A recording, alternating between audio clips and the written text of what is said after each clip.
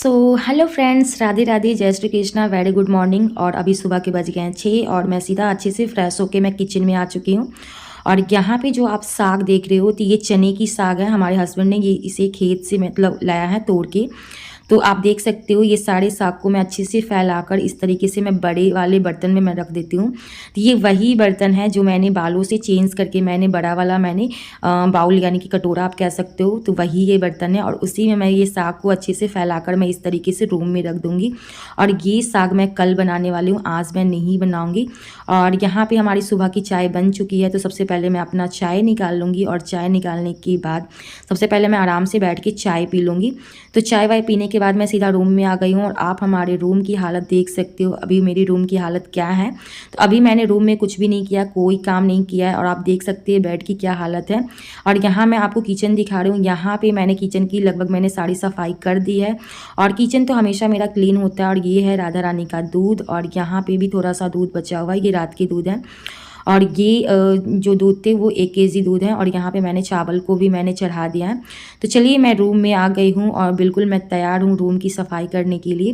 तो पूरी रात में इतना ज़्यादा रूम गंदा हो जाता है। तो सबसे पहले मैं यहाँ पे ट्रंक के पास सबसे पहले मैं सफाई कर लूँगी। तो सफाई क्या करना है, सारे सामान मैं अच्छे से मैं यहाँ पे सरिया के मैं रख दूँगी। तो ये अगर आप हर एक टाइम में थोड़ा थोड़ा गंदा करते हो तो वो एक साथ बहुत सारा घर गंदा हो जाता है। अगर आप कोई भी चीज़ को जगह जगह पे सही से रख देते हो तो ज़्यादा अच्छा होता है।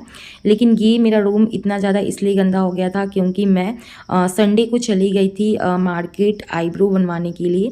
तो वहाँ पे मैं चली गई थी तो मुझे काफ़ी ज़्यादा टाइम लग गया था क्योंकि मैं पैदल गई थी मार्केट और पैदल ही मैं आई थी। तो हमारे घर से मार्केट काफ़ी दूर पे है, आधा घंटा पड़ जाता है अगर आप पैदल जाते हो तो। और अगर आप बाइक से जाते हो तो 15 से 20 मिनट ज़रूर लगता है। तो मैं वहीं पैदल चली गई थी। और आजकल मुझे पैदल चलने की बिल्कुल भी आदत नहीं है। तो शादी से पहले तो मैं पैदल बहुत ज़्यादा चलती थी क्योंकि मैं एवरीडे कॉलेज जाती थी। तो कॉलेज तो मैं हमेशा पैदल ही जाया करती थी और कभी कभी मैं साइकिल से भी जाती थी।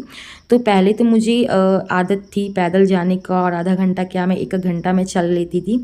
लेकिन जब से मेरी शादी हुई है और शादी के बाद मैं बिल्कुल भी चल नहीं पाती हूँ। अगर मैं बहुत ज़्यादा चलती हूँ तो मैं बहुत ज़्यादा थक भी जाती हूँ। और उसके बाद मुझे रात में समझ में आता है कि मैं कितना ज़्यादा थक जाती हूँ। क्योंकि शादी के बाद आप इधर उधर कहीं जाते ही नहीं हो, बस अपने ससुराल में शांति से आप रहते हो और बस अपने घर भर में ही आप काम करते हो। और अगर आप कभी कभी जाते भी हो तो गाड़ी से जाते हो या पैदल भी जाते हो तो आप आसपास में ही जाते हो क्योंकि ज़्यादा दूर का आप सफ़र तय नहीं करते हो पैदल। लेकिन इधर तो मैं बिल्कुल भी पैदल कहीं नहीं जाती थी, कहीं भी जाती थी तो मैं बाइक से ही जाती थी। और वरना मैं ज़्यादातर मैं घर से नहीं निकलती हूँ क्योंकि मेरा छोटा सा बाबू है तो मैं ज़्यादा बाहर मैं नहीं जाती हूँ। क्योंकि अगर मैं जाऊँगी तो राधा रानी भी साथ में ज़रूर जाएगी। और छोटे बच्चे के साथ बाहर जाना बहुत ही ज़्यादा मुश्किल हो जाता है, प्रॉब्लम भी हो जाता है। इसी के लिए मैं बहुत ज़्यादा बाहर नहीं जाती हूँ। लेकिन मुझे आईब्रो बनवाना था और बहुत टाइम हो गया था आईब्रो बनवाए हुए। अब मुझे बिल्कुल भी अपना फेस बिल्कुल भी अच्छा नहीं लग रहा था। तो मुझे ऐसा लग रहा था कब मैं मार्केट जाऊँ और कब मैं आईब्रो मतलब थ्रेडिंग करवाऊँ। लेकिन फाइनली मैंने संडे को करवा लिया है। और ये जो वीडियो मैं शूट कर रही हूँ ये मंडे को मैं कर रही हूँ। तो मुझे बहुत ज़्यादा खुशी मिल रही है आज वीडियो बनाने में। पता नहीं क्यों ऐसा मुझे लग रहा है कि मैं आईब्रो बनवाने के बाद मुझे बिल्कुल मैं अच्छी खुशी फील कर रही हूँ। और क्योंकि मैंने बहुत टाइम बाद बनवाया है इसलिए मुझे बहुत अच्छा लग रहा है। तो अगर मैं वीडियो नहीं बनाती हूँ तो कोई दिक्कत नहीं है अगर मेरा आईब्रो बढ़ा हुआ भी है तो। लेकिन मैं वीडियोस बनाती हूँ तो अच्छा नहीं लगता है क्योंकि ये वीडियो में आपका फेस बहुत गंदा दिखता है। तो इसी के लिए मैं हमेशा महीने में 1 बार आईब्रो ज़रूर थ्रेडिंग करवाती हूँ।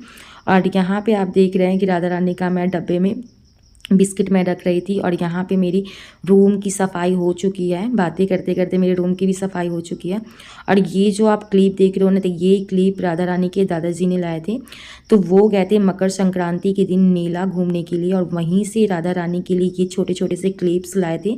और उसके लिए 2 बैंगल्स भी लाए थे जो छोटे छोटे बाला आते हैं। तो ये जो बाला आप देख रहे हो ना, ये कांच की बनी हुई बाला है और बहुत ही ज़्यादा अच्छी लग रही है।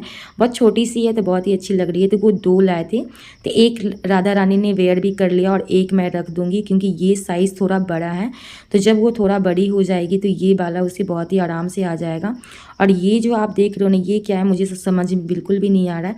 इसमें लाइट भी जलता है और इसमें छोटे छोटे से रोज़ भी लगे हुए हैं जो प्लास्टिक के आते हैं, और इसमें इस तरीके से लाइट भी जल रही है।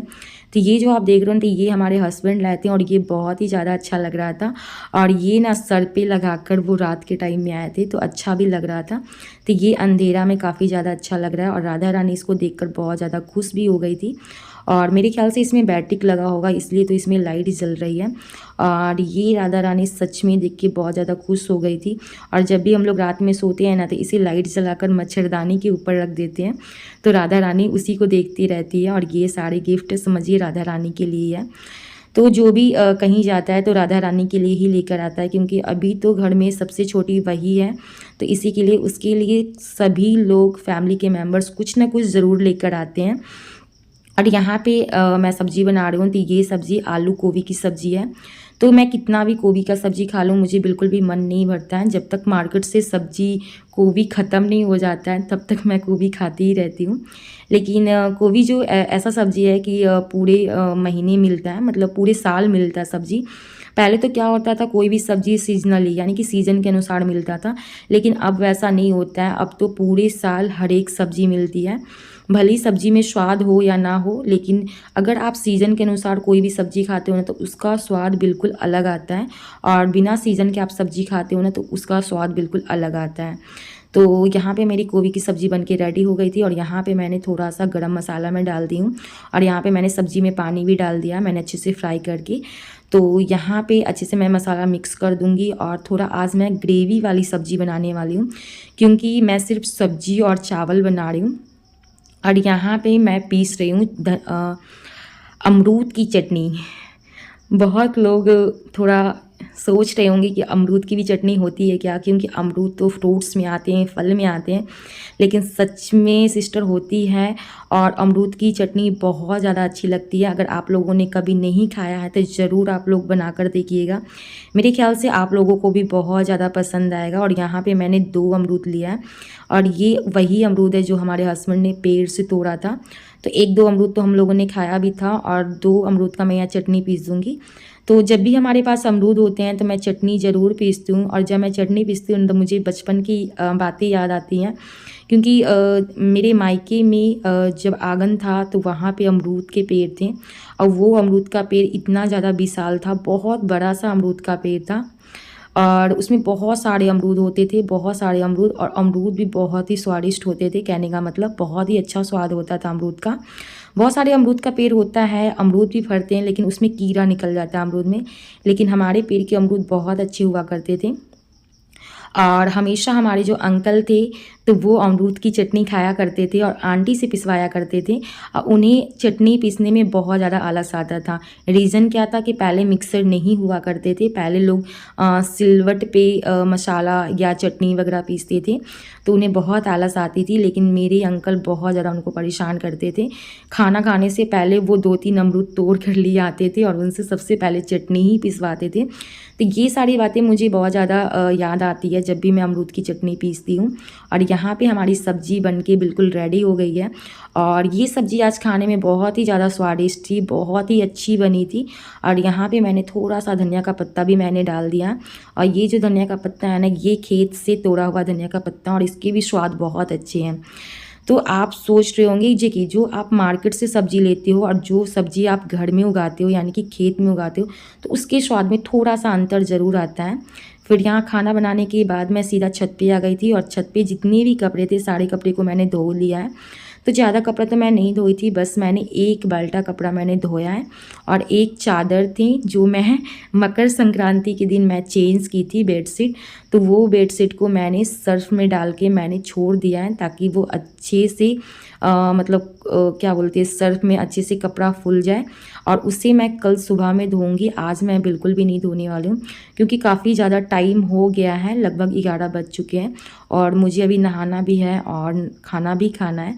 तो यहाँ पे बहुत सारे टाइम हो गए थे, इसलिए मैंने जितनी भी राधा रानी के छोटे छोटे से कपड़े थे तो वो सारा कपड़ा मैंने धो दिया, और मैंने खुद के कपड़े थे तो वो सारे कपड़े मैंने यहाँ पे धो के मैं टंगना पे डाल दूँगी। और यहाँ पे हमारे जो वीडियो शूट कर रहे हैं वो हमारे हस्बैंड कर रहे हैं, तो इस टाइम में वो घर पे ही थे, तो इसलिए मैंने उनको ही बोला था वीडियो शूट करने के लिए। और यहाँ मैं नहा वहा के रूम में आ चुकी हूँ, और आज मैंने सूट वेयर किया है, और यहाँ पे थोड़ा बहुत मैं मेकअप हल्का फुल्का कर लूँगी। तो मैं हल्का फुल्का मेकअप इसलिए कर लेती हूँ क्योंकि मैं वीडियो ब्लॉग्स बनाने के साथ मैं थोड़ा बहुत रील्स वीडियो भी बना लेती हूँ, तो हल्का फुल्का मैं मेकअप कर लेती हूँ, तो वीडियो बनाने में थोड़ा अच्छा भी लगता है। सो हाय फ्रेंड्स, राधे राधे और वेरी गुड मॉर्निंग। और अभी सुबह के बज गए हैं 11 बज चुके हैं, और मैं बिल्कुल नहा ली हूँ, और नहा के मैं अच्छे से रेडी हो गई हूँ।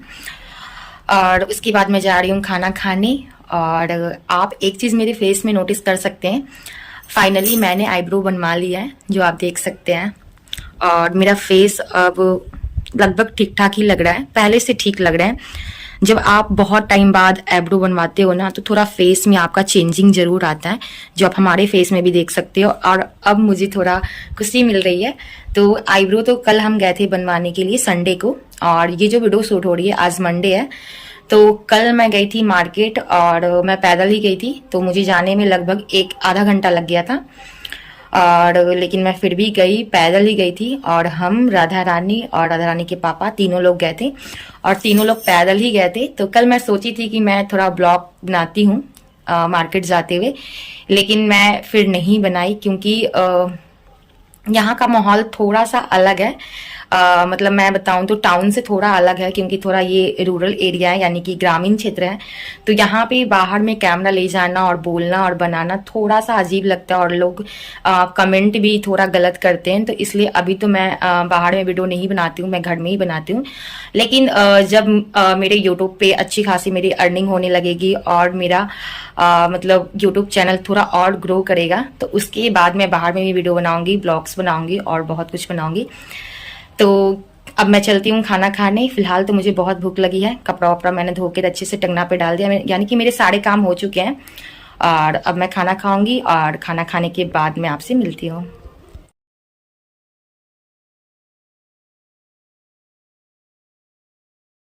फिर मैं यहाँ खाना वाना खाने के बाद मैं छत पे चली गई थी, और छत में मैं धूप पे बैठने के बाद फिर मैं नीचे आ गई थी, क्योंकि आज मुझे चूड़ियाँ चेंज करनी थी। और ये जो पहले से मैं चूड़ियाँ पहनी हुई हूँ, तो ये वॉलवेट वाली चूड़ियाँ थी, तो इसके ऊपर का पूरा वॉलवेट ख़राब हो गया था, क्योंकि वॉलवेट वाली चूड़ियाँ पानी में ज़्यादा दिन टिकती नहीं है। तो फिर यहाँ मैं कांच वाली चूड़ियाँ आज मैं पहनने वाली हूँ। तो चूड़ियाँ पहनने से पहले मैं अपने हाथों में इस तरीके से मैंने थोड़ा सा तेल लगा लिया, जिससे क्या होता है कि आपके हाथों में चूड़ियाँ बहुत आराम से चल जाती हैं। तो अगर मैं आज चूड़ी की साइज़ बताऊँ, तो ये चूड़ी की साइज़ है 2-6, जो आप देख सकते हैं, बहुत ही खूबसूरत है। तो ये पूरा 12 चूड़ियाँ, यानी कि 1 दर्जन चूड़ियाँ हैं। तो मैं दोनों हाथों में 6-6 चूड़ियाँ पहनूंगी। तो मुझे बिल्कुल ज़्यादा चूड़ियाँ पहनने की आदत नहीं है। बहुत लोग तो 1-1 दर्जन चूड़ियाँ पहनते हैं, तो जिसे जैसा पसंद होता है वैसे ही पहनते हैं। लेकिन मैं यहाँ पे 6 चूड़ियाँ पहनूंगी, क्योंकि ज़्यादा चूड़ियाँ पहनने से क्या हो जाता है कि हाथ बहुत हैवी हो जाता है, भारी हो जाता है। और अगर आपकी आदत नहीं होती और आप एक साथ बहुत सारी चूड़ियाँ पहन लेते हैं, तो फिर आप कंफर्टेबल नहीं हो पाते हो। फिर यहाँ पे देख सकते हैं, एक चूड़ी मुझे पहनने में चूड़ियाँ टूट भी गई थी। तो हमारे हाथों में बिल्कुल 5 चूड़ियाँ हो गई थी, और दोनों हाथों में सेम हो गई थी, क्योंकि दोनों हाथों में पहनने के टाइम में 1-1 चूड़ियाँ हमारी टूट गई थी। और यहाँ पे आप देख सकते हैं मेरी चूड़ियाँ कितनी अच्छी लग रही है। और चूड़ी पहनने के टाइम में मेरा थोड़ा सा हाथ भी कट गया था, तो बहुत ज़्यादा दर्द भी कर रहा था, लेकिन चूड़ियाँ बहुत अच्छी लग रही है। और यहाँ आप देख सकते हैं मेरे हाथ भी कट गए थे। फिर यहाँ पे मेरे सारे कपड़े सूख गए थे, तो मैं सारा कपड़ा छत पर से मैं ले आई थी, क्योंकि इतना ज़्यादा हवा चल रहा था, जिसकी वजह से सारे कपड़े बिल्कुल उड़ रहे थे और इधर उधर जा रहे थे। तो फिर मैंने सोचा कि मैं जल्दी से कपड़ा मैं नीचे लेकर चली जाती हूँ, क्योंकि वैसे में क्या होता है कि कपड़ा भी खो जाता है, क्योंकि बाबू का कपड़ा छोटा छोटा सा पैंट है, तो वो अगर इधर उधर हो जाते हैं तो फिर मिलते भी नहीं है, और फिर उसी प्रॉब्लम भी होने लगती है। तो यहाँ पे सारे कपड़े मैं अच्छे से सरिया दूँगी, और सरियाने के बाद सारा कपड़ा मैं अलमीरा पे मैं अच्छे से सेट कर दूँगी। तो ये सारे काम हो जाते हैं ना शाम होने के पहले, तो ज़्यादा अच्छा होता है। तो ये सारी चीज़ पे मैं ज़्यादा ध्यान देती हूँ। जब भी मैं कपड़ा धोती हूँ तो मैं बहुत ज़्यादा ध्यान देती हूँ, क्योंकि हम लोग का घर ऐसी जगह पे है ना जहाँ पे एकदम खुला जगह है, और यहाँ पे हवा भी बहुत ज़्यादा चलती है। तो मेरे ख्याल से शहर में इतनी हवा नहीं चलती, क्योंकि वहाँ पे इतना ज़्यादा घर होता है कि वहाँ पे हवा पता ही नहीं चलती है। लेकिन गाँव में हवा बहुत, अगर हल्का सा भी हवा चलेगा ना तो ऐसा लगता है बहुत हवा चल रही है, और जिसकी वजह से कपड़ा इधर उधर हो जाता है। तो इसीलिए सबसे पहले मैं कपड़ा अच्छे से सरिया कर मैं इसे अच्छे से सेट कर दूँगी। और मुझे आप लोगों से एक बात कहनी है, क्योंकि मैं तो डेली बेसिस पे वीडियो बनाती हूँ और मैं खूब सारा मेहनत करती हूँ। यानी कि मैं पूरा दिन वीडियो शूट करती हूँ, और शाम के टाइम में मैं वीडियो एडिट करती हूँ, और रात के टाइम में मैं वॉइस ओवर करती हूँ। यानी कि पूरा दिन का मेरा समय वीडियो में ही जाता है। तो इतना भी मैं मेहनत करती हूँ, लेकिन मेरे वीडियो पे बिल्कुल भी व्यूज़ नहीं आते हैं। मैं मानती हूँ कि हमारा चैनल नया है, और अभी नया चैनल है तो सभी की नज़र में जाने में टाइम लगेगा। लेकिन जब मैं भी किसी का ब्लॉग्स देखती हूँ और मैं रेगुलर देखती हूँ तो मुझे अच्छा लगता है। लेकिन उन लोग के चैनल पे यानी कि वीडियो पे बहुत अच्छे खासे व्यूज़ आते हैं, एक दिन में 1000 व्यूज़ गिरते हैं। लेकिन हमारे वीडियो में 100 व्यूज़ भी नहीं आते हैं। मैं सच बोलूँ तो 100 व्यूज़ क्या 50 व्यूज़ भी नहीं आते हैं। तो मुझे कहीं न कहीं बहुत ज़्यादा अफ़सोस लगता है कि उनकी वीडियो में ऐसा क्या है जो हमारी वीडियो में नहीं है। लेकिन मैं ये कह सकती हूँ कि हाँ, उनका बोलने का तरीका अलग है या उनका घर अलग है, लेकिन काम तो सभी का सेम ही होता है, वही सारे काम होते हैं। लेकिन हाँ, घर के अनुसार काम करने का तरीका भी अलग होता है। लेकिन मुझे भी लगता है कि मेरे भी वीडियो पे अच्छे खासे व्यूज़ आएँ, मैं इतना मेहनत करती हूँ।